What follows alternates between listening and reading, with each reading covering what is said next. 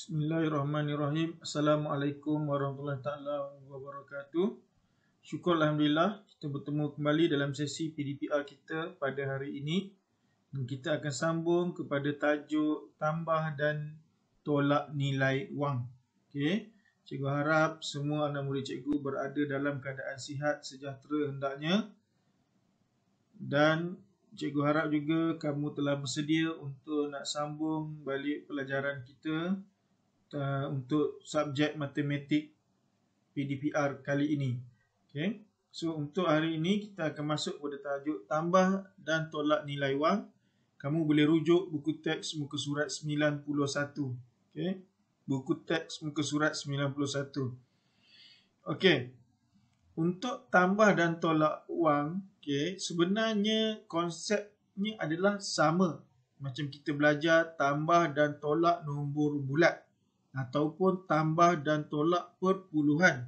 Cuma bezanya kali ini kita ada tanda RM iaitu ringgit. Okay, tanda RM yang bawa maksud ringgit. Dan seterusnya soalan-soalan dia adalah berkisarkan tentang mungkin dari segi jualan yang melibatkan penggunaan wang. Okay. So kita terus sambung tambah nilai wang dahulu. Okay. Kamu rujuk pada buku teks muka surat 91. Cikgu dah masukkan dekat sini. Okay. Yang pertama sekali, keluarga ni dia nak beli rumah. Kemudian ayah dia berkata, saya hanya layak membuat pinjaman sebanyak 250,000. Okay. Jadi ayah dia boleh buat pinjaman 250,000 saja. Manakala emaknya, saya boleh memohon pinjaman 100,000 lagi supaya kita boleh membeli rumah ini. Jadi harga rumah dekat situ kita boleh nampak dekat sini harga rumah adalah 350,000. So ayah boleh buat pinjaman 250,000, emak boleh buat pinjaman sebanyak 100,000. Okey, ayah 250, emak 100,000. Jadi soalan dia dekat sini, tengok sini, berapakah jumlah pinjaman yang diperlukan oleh keluarga itu. Jadi sekarang kita dah tahu maklumat yang dia bagi tadi, ayah 250,000, emak 100,000. Jadi ini ayat matematik dia. RM250,000 tambah RM100,000. Kemudian kita selesaikan, kita buat bentuk lazim. Ini penyelesaian bentuk lazim. Kemudian kita akan dapat jawapan 350,000. Ini kita tengok sini je, tak perlu pengiraan. Cikgu tunjuk sini je. So jumlah pinjaman yang diperlukan ialah sebanyak 350,000. Okey. Simple. So berdasarkan pada gambar rajah dan berdasarkan kepada maklumat sahaja.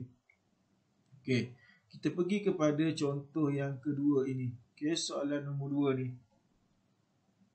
Berpandukan jadual, berapakah jumlah kos maksimum?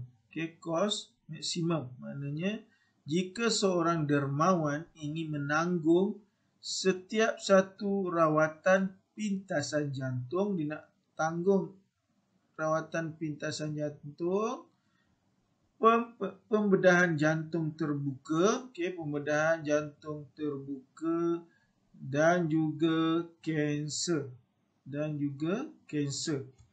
Right. So dekat sini ada orang dermawan ni, dia nak sponsor. Dia nak tanggung rawatan pintasan jantung, bedah jantung terbuka dan juga kanser.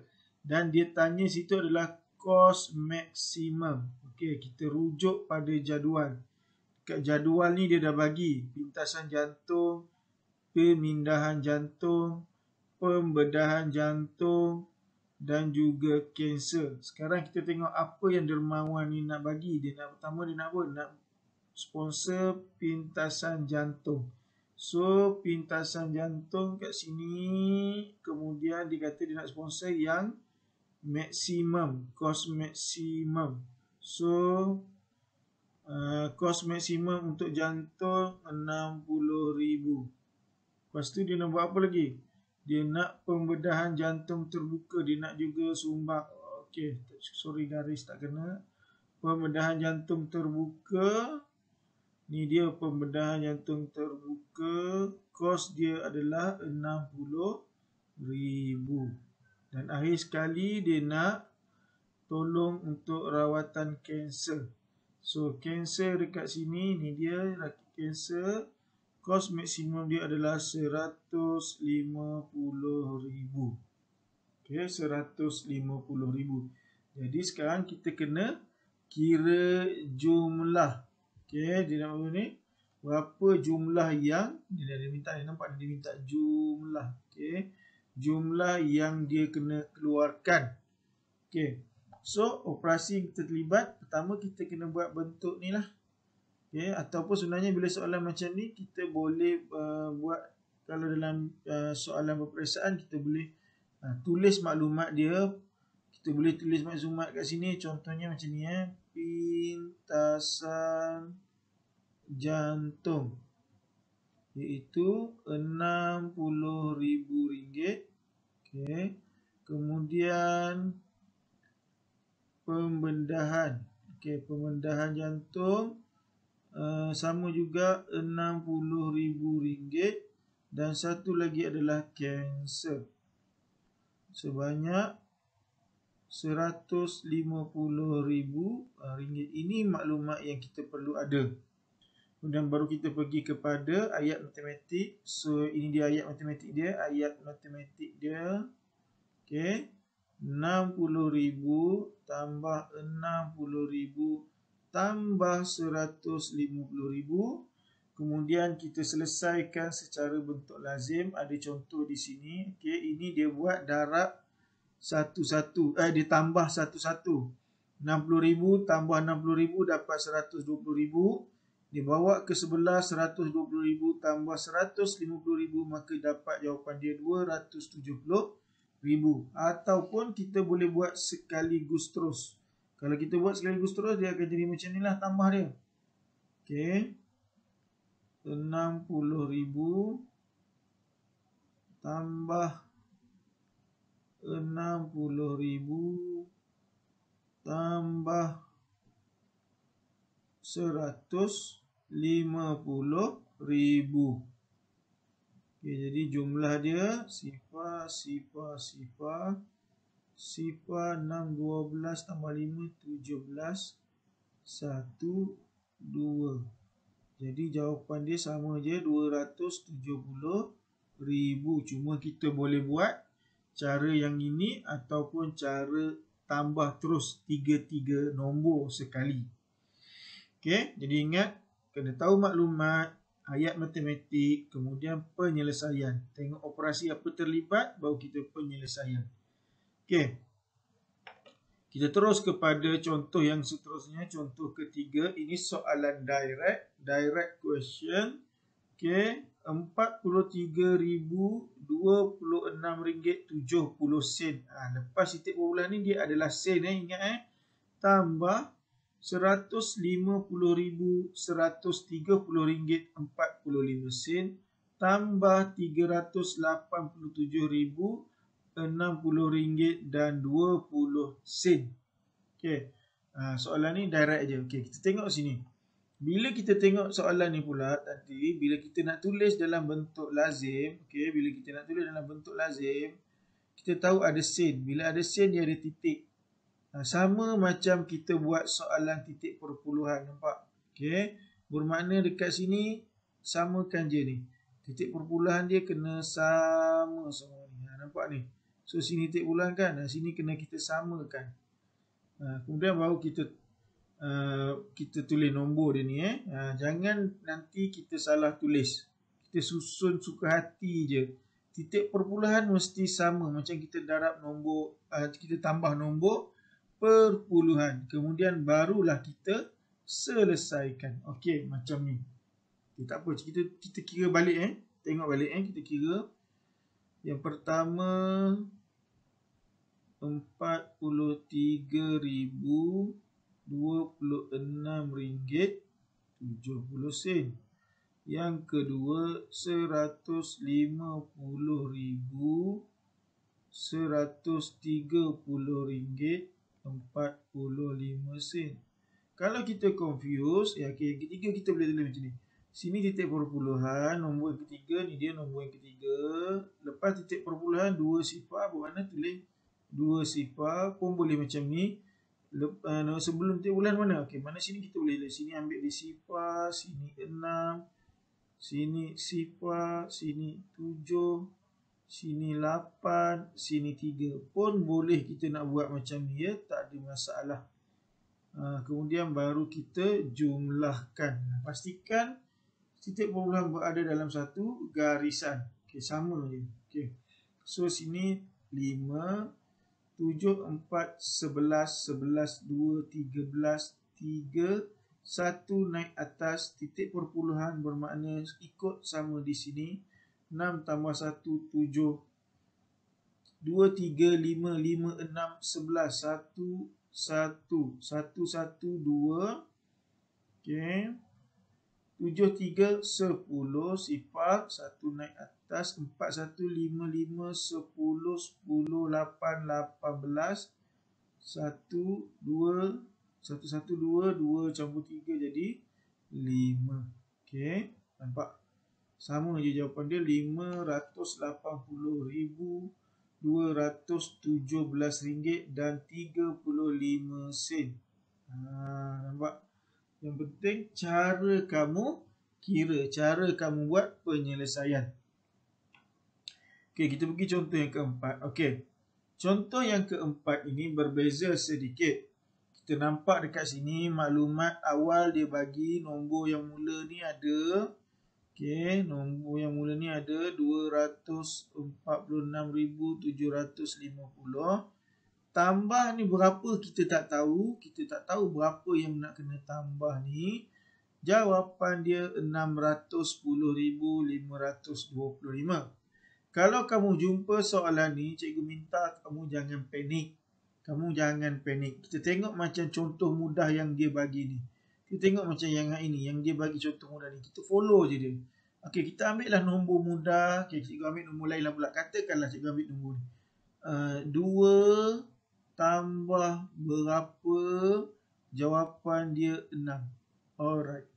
2 tambah berapa? Jawapan dia 6. Ini kita guna konsep ANU. Okey, konsep ANU. So, kita tahu. Kita ambil nombor 2 tambah 4 akan jadi 6. So, sini sepatutnya 4. Jadi, 2 tambah 4 jadi 6. Maknanya 2 dengan 6 ni macam mana boleh nak dapat 4? Okey, macam mana kita nak boleh dapat 4? Jadi, dengan menggunakan nombor 2 dan nombor 6. Operasi apa yang terlibat? So, automatik kita boleh tahu ni. Untuk nak dapatkan 4 ini tadi, 6 ini tadi mesti tolak dengan 2. So, 6 kena tolak dengan 2 dapat jawapan dia 4. Okey, bermakna kita akan gunakan benda ini untuk soalan dia tadi. Jadi, sekarang kita tengok ni balik. Okey, ini soalan dia tadi 246,750 tambah berapa kita tak tahu, jawapan dia 610,525 ringgit. Jadi kita pakai kod contoh ni tadi. Bermakna sekarang 6 kena tolak 2. Jadi kalau dekat sini jawapan kena tolak nombor yang kat depan ni. Jadi untuk nak dapatkan ruangan kosong ni tadi, kawasan kosong ni tadi, bermakna jawapan 610,525 kena tolak dengan 246,750 ringgit. Macam tu. Okey, macam tu. Baru kita boleh dapat jawapan untuk ruangan yang kosong ni. Okey, berpandukan kepada contoh mudah tu. Jadi, sekarang ni kita buat bentuk lazim lah. Kita kira dalam bentuk lazim. Okey, kita kira dalam bentuk lazim. Okey, kita buat je, tak ada masalah. 610,525 ringgit tolak RM246,750. Okay. Walaupun ini adalah soalan tambah, tapi tak semestinya kena tambah. Mungkin cara penyelesaian nak cari kena tolak. Jadi kita selesaikan. 5 tolak sifar adalah 5. 2 tolak 5 tak boleh. Kena ambil sebelah. Minta sebelah 5 ni dah ambil jadi 4. Bagi 1 dia jadi 12. 12 tolak 5 jadi 7. Okay. 4 tolak 7 pun tak boleh. Minta sebelah. Sebelah ni tak ada. Dia tak ada, dia kena minta sebelah. Ambil daripada sebelah ni, dia akan jadi sifar. Dia 1 ni tadi dia bagi pada 10 ni. Jadi sifar jadi 10. 10 ni pula nak kena bagi pada 4. Jadi potong dekat sini dia akan jadi 9. Dia bagi 1 jadi 14. Okay. 14 tolak 7 jadi 7. 9 tolak 6 jadi 3. Sifar tolak 4 tak boleh, ambil sebelah jadi 5. Okey, ni di 10 dah bagi. 10 tolak 4 jadi 6. 5 tolak 2 jadi 3. Jadi jawapan dia adalah RM363,775. Jangan lupa tanda ringgit. Okey. So ini cara penyelesaian yang kita boleh laksanakan. Okey, kalau ruangan sini kosong, melibatkan operasi tambah. Okey, kita teruskan kepada contoh yang seterusnya. Okey, sekarang kita masuk kepada tolak. Okey, kita masuk kepada tolak. Muka surat 93. Okey, kita baca maklumat yang diberi. Okey. Dia nak pergi nak beli kereta. Jumlah harga kereta termasuk faedah ialah RM108,800. Jadi puan akan membayar baki melalui pinjaman bank. Okey. Yang perempuan tu dia kata dia boleh bayar pendahuluan sebanyak RM11,500. Jadi berapakah pinjaman bank yang diperlukan oleh ibu? Okay, ibu nak beli kereta, harga kereta campur faedah semua sekali bank dah kira RM108,800. Ibu boleh bayar pendahuluan ataupun deposit. Okey, deposit sebanyak RM11,500. Okey, wang pendahuluan. So dia akan inilah nanti. Jadi baki daripada situ akan jadi kena pinjam daripada bank. So dia tanya berapakah pinjaman bank yang diperlukan oleh ibu. Okey. Okey, ibu ada RM11,500 je untuk bayar dulu kat bank. Bank kata harga banyak ni RM108,800. Dia tanya berapakah pinjaman bank yang ibu kena buat. Jadi apa yang kita nak buat adalah kita ambil dekat sini adalah pertama harga kereta. Harga kereta sebanyak RM108,800. Kemudian pendahuluan ibu boleh keluarkan sebanyak RM11,500. Jadi dia tanya berapa banyak kena pinjam. Okey, jadi pinjam berapa banyak nak kena pinjam. Okey. So ayat matematik dia adalah kita akan buat adalah harga kereta RM108,800 tolak dengan RM11,500. Jadi kita selesaikan dalam bentuk lazim. RM108,800 tolak dengan duit yang ibu cuma boleh keluarkan adalah RM11,500. Jadi kita kira kat sini. Sifar 8 tolak 5, 3, 8 tolak 1, 7. Sifar ni tolak 1 tak boleh, ambil sebelah jadi 10. Jadi 10 tolak 1 jadi 9. Ini kita potong, sini 10 lah. 10 itu jadi 9. Jadi jumlah pinjaman dengan bank yang ibu boleh buat adalah sebanyak RM97,300. Okey. Soalan ni kamu tengok, kamu tolak nombor yang biasa sahaja, penolakan biasa, tetapi dekat sini kamu kena faham ayat yang dinyatakan dia. Okey. Tolak macam biasa tetapi kena faham ayat yang dinyatakan dekat sini. Jadi kamu kena tahu nak ambil ayat ke mana, daripada mana, nak tolak dengan apa. Macam tu. Okey. Kita tengok yang seterusnya.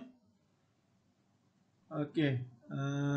Yang ini tengok dia kata, kalau ayah menambah lagi wang pinjaman ibu, ayah menambah lagi wang pendahuluan ibu menjadi 15,250.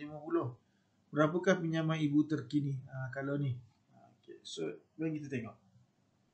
Okey. Untuk yang ini, kita ambil yang ini. Dengan gambar bunga hantu tu. Okey, bermakna kat sini, ayah tambah duit, jadi pendahuluan ibu dah berubah. Duit pendahuluan ibu dah jadi 15,250. So, kalau ayah dah tambah duit dekat ibu, bermakna sekarang pinjaman ibu akan jadi berapa? Dia masih samalah. Harga kereta sama, tak berubah, 108,800. Manakala pendahuluan ni yang dah berubah, kena tolak dengan yang baru adalah lepas ayah bagi duit kat ibu, 15,250. So, tolak sifar tolak 5 tak boleh, pinjam sebelah. Ini jadi 7, ini jadi 10. 10 tolak 5 jadi 5. 7 tolak 2 jadi 5. 8 tolak 5 jadi 3. Sifar tolak 1 tak boleh, ambil sebelah jadi 10. 10 tolak 1 jadi 9.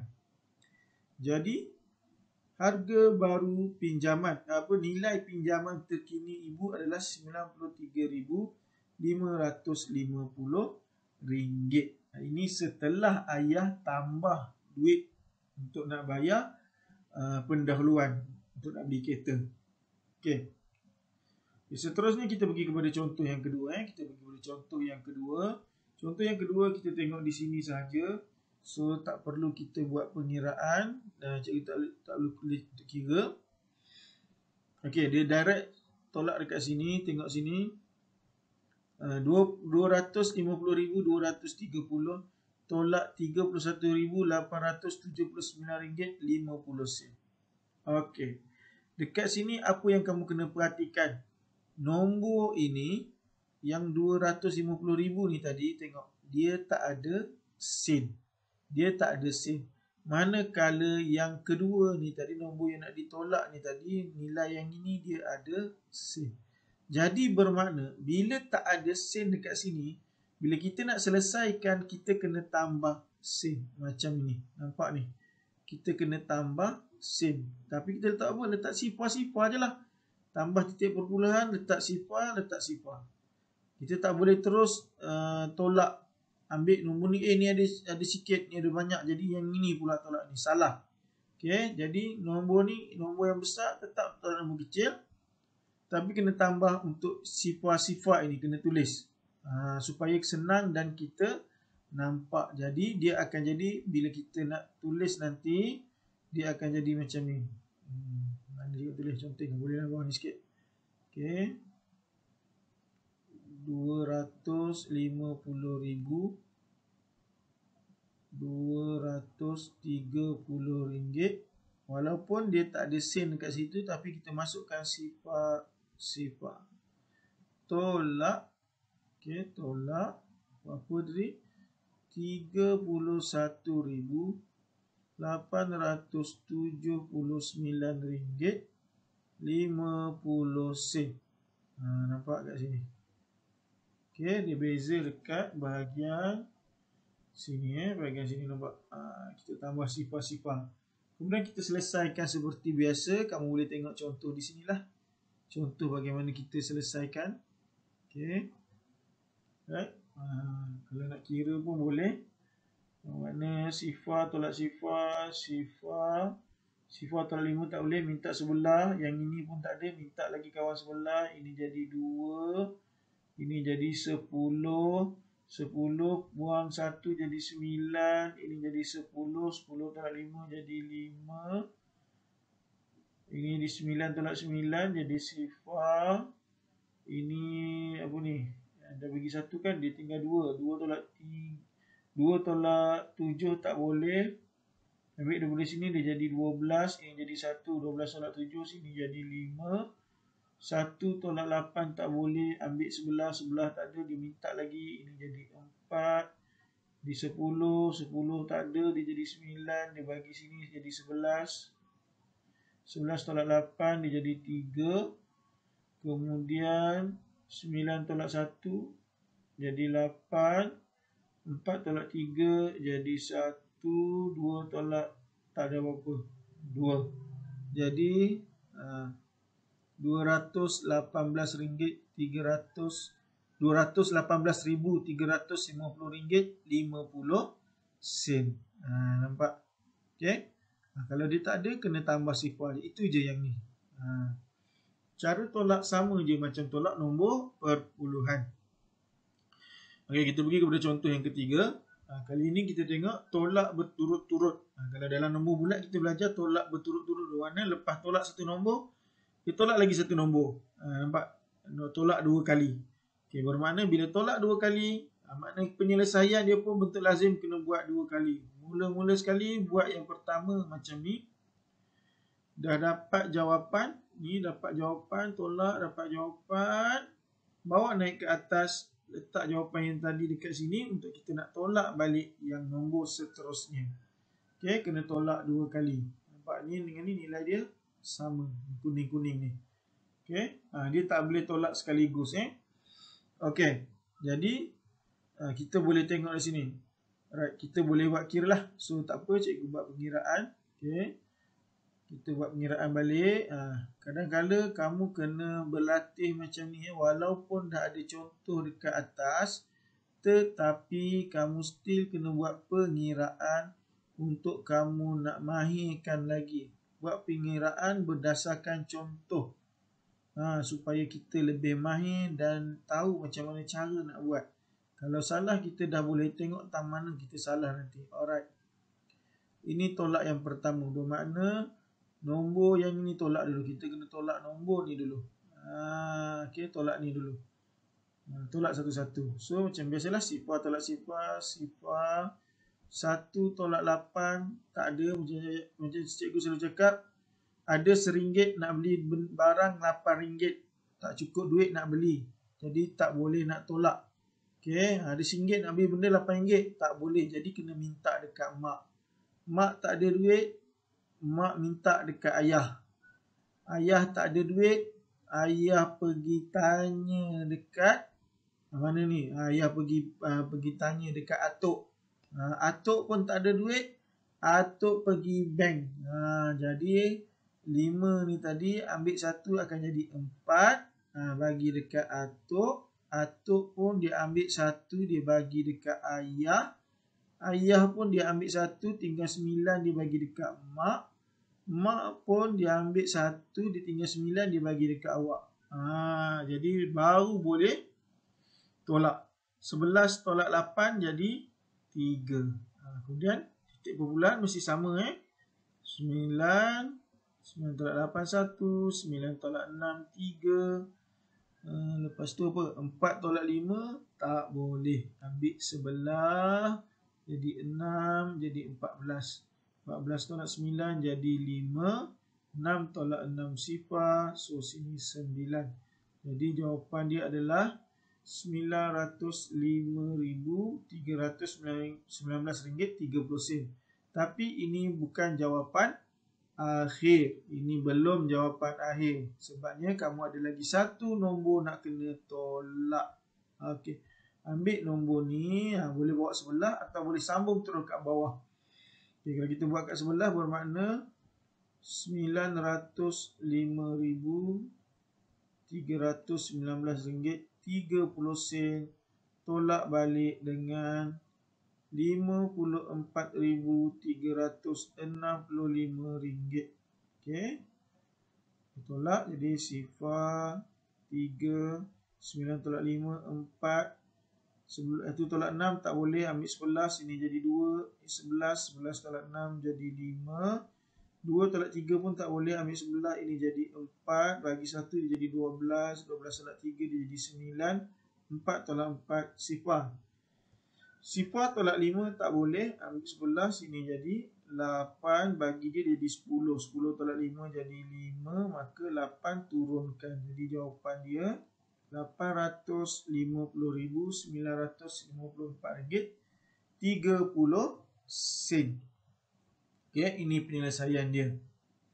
Okey, manakala ini contoh yang terakhir. Contoh yang terakhir kita tengok soalan nombor 4. Soalan nombor 4, contoh yang terakhir. Tak ada jawapan. Ini kosong. Tolak 110,620 sama dengan RM465,318. Cikgu kata buat macam tadi, ambil satu contoh mudah. Kalau macam ni kita tak tahu berapa kat sini, berapa di sini kita tak tahu. Tolak 2 jawapan dia 6. So macam mana dengan 2 dengan 6 ni tadi supaya jawapan dia ni bila tolak ni kita tahu dia jadi sebenarnya adalah 8. So macam mana nak selesaikan? Jadi untuk nak dapatkan 8, 6 kena tambah dengan 2. Bermakna soalan ni tadi ni, jadi kita kena, kalau kita tulislah balik macam mana nak dapat jawapan dia, bermakna petak kosong, okay, kita tak tahu apa jawapan dia, bersamaan dengan 6, bermakna 6 adalah jawapan. So RM465,318 tambah dengan apa yang ditolak situ adalah RM110,620. Kemudian kita buat penyelesaian bentuk lazim, iaitu operasi tambah. Buat macam yang ini. Ini dah ada kat sini. Maka kita akan dapat jawapan bagi petak yang kosong itu adalah sebanyak RM575,938. Okey. Ini kita dapat jawapan dia. So ini adalah cara penyelesaian untuk contoh yang keempat.